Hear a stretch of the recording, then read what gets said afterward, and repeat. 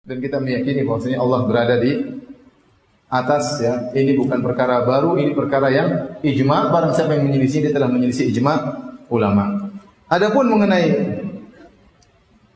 dalil dan anehnya para hadirin, ya, yang termasuk menyatakan Allah di atas, banyak ulama Syafi'iyah, banyak sekali. Banyak ulama Syafi'iyah. Di antaranya Imam Syafi'i rahimahullahu taala, dinukil oleh As-Sabuni, dinukil oleh Al-Baihaqi. Ya, Imam Syafi'i berdalil dengan hadis Al-Jariyah. Ya. Imam Syafi'i berdalil kitab Al-Um, jadi hadis dalam Sahih Muslim, tatkala ada seorang ingin membebaskan budaknya, maka Nabi bertanya kepada budak tersebut, "Aina Allah?" Allah di mana? Kata budak tersebut, "Fis sama," di atas langit. "Man ana?" Siapa aku? Kata budak tersebut, "Anta Rasulullah sallallahu alaihi wasallam." Adalah utusan Allah. Kata Nabi, "A'tiqha fa innaha mu'minah." Bebaskanlah, merdekakanlah budak ini, sesungguhnya dia seorang budak yang beriman. Ya. Ini disebut oleh Imam Syafi'i dalam kitabnya Al-Um. Ya.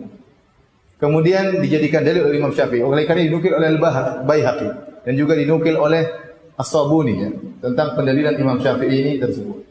Ya. Di antaranya seperti pernyataannya Al-Muzani, murid langsung Al-Imam Syafi'i. Di awal kitabnya disebutkan Allah istiwa di atas arsy dengan zatnya. Ya. Makanya sekarang ini timbul fenomena orang-orang yang mereka berani mengatakan kami secara fikih Imam Syafi'i, tapi secara akidah Asy'ari. Dia tidak mengatakan kami fikihnya Syafi'i, akidahnya Syafi'i, tidak. Karena dia tahu bahwasanya Syafi'i tidak berakidah seperti mereka. Seandainya mereka mau konsisten, harusnya mereka mengatakan kami fikihnya Syafi'i, akidahnya juga apa? Syafi'i. Bahkan saya katakan lebih utama Anda mengambil akidah Syafi'i daripada cuma sekedar fikihnya. Lebih utama Anda mengambil akidahnya Imam Syafi'i daripada sekedar apa?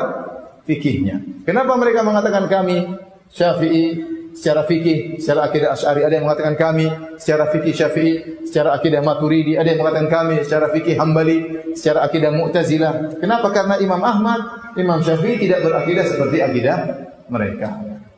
Ini isyarat bahwasanya mereka tidak ridho dengan akidahnya Imam Syafi'i. Kalau mereka mau belajar bukunya Al-Muzani, murid langsung Imam Syafi'i dalam kitabnya Syarhus Sunnah lil Muzani, sejak awal pembukaan dari buku tersebut sudah dikatakan Allah dengan zatnya berada di atas arsy. Sehingga sudah membatilkan akidah mereka sejak awal. Namun mereka tidak pernah mengangkat ini. Mereka selalu menukil ulama Syafi'i belakangan. Berkata ini, belakang semua. Misalnya Ibnu Hajar juga tidak menyepakati mereka seluruhnya. Atau mereka berkata Nawawi. Ini semua mutaakhirin. Ini semua belakangan, abad ke-7, abad ke-8, abad ke-9. Kalau antum bicara abad ke-6 ke belakangan, ulama Syafi'iyah semuanya mengatakan Allah di atas. Masih berpegang teguh dengan akidah Imam Syafi'i. Tatkala muncul ilmu kalam, ilmu filsafat dipelajari oleh Al-Baqillani, kemudian ditularkan kepada yang lainnya. Akhirnya banyak yang terpengaruh. Ar-Razi terpengaruh. Mulai abad ke-6 dan ke belakang mulai menyimpang atau berubah akidah mereka. Di antaranya mereka terpengaruh dengan akidah Mu'tazilah dan Jahmiyah sehingga mereka mengingkari Allah di atas. Nah, kita berusaha ya mengikuti akidah Imam Syafi'i, bukan hanya fikihnya.